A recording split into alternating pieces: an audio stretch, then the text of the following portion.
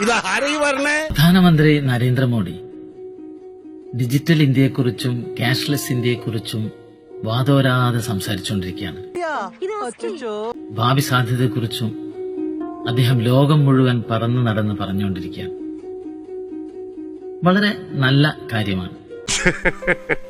എന്നെ പൊക്കി പറഞ്ഞ് സോപ്പിടാനുള്ള പരിപാടിയാ കള്ളന്മാര്. പക്ഷേ അതിനിടയിൽ കോൺഗ്രസിനെയും നെഹ്റു കുടുംബത്തെയും ഇടയ്ക്കിടെ വിമർശിക്കുകയാണ്.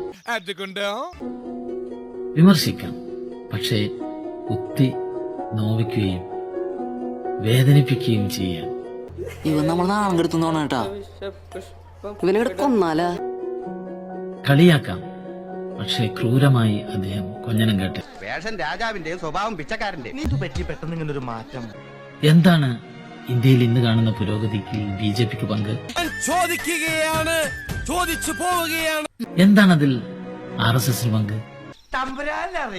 സ്വാതന്ത്ര്യത്തിന് ശേഷം 70 കൊല്ലത്തെ ചരിത്രത്തിൽ 6 പതിറ്റാണ്ടിലധികം ഇന്ത്യ ഭരിച്ച് ഇന്ത്യയുടെ കാർഷിക, വ്യാവസായിക, വിദ്യാഭ്യാസ, IT വ്യവസായത്തിന് അടിത്തറ പാകിയ ഒരു മഹാപ്രസ്ഥാനമാണ് ഈ രാജ്യത്തിന് സ്വാതന്ത്ര്യം നേടിത്തന്ന കോൺഗ്രസ്. കാര്യമായിട്ടാണ് പറഞ്ഞത്, തമാശക്കാണ്. കാര്യമായിട്ട് തന്നെയാ പറഞ്ഞത്. ആ കോൺഗ്രസിന് ഒരുപാട് കുറ്റങ്ങളും കുറവുകളൊക്കെ ഉണ്ടാവാം. പക്ഷെ ആ കോൺഗ്രസ് നടത്തിയിട്ടുള്ള ഒരു വികസന പാരമ്പര്യത്തിന്, ഇന്ത്യയുടെ വികസനത്തിന് അടിത്തറയിട്ടതിനെ കുറ്റപ്പെടുത്തരുത്. അങ്ങനെ പറഞ്ഞു കൊടുക്കണ രമണ. അത് മറക്കരുത്, തലമറന്ന് എണ്ണ തേക്കരുത്.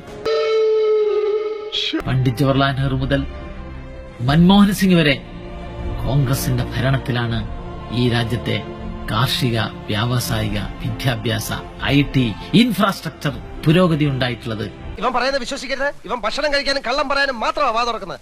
അതിന് അടിത്തറവാകിയ ഒരു പ്രസ്ഥാനത്തെ അപമാനിക്കരുത് എന്ന് മാത്രം വിനയപൂർവം അഭ്യർത്ഥിക്കാൻ ഞാൻ ആഗ്രഹിക്കുകയാണ്. സബ്സ്ക്രൈബ് ചെയ്യാമോ? മതിയോ?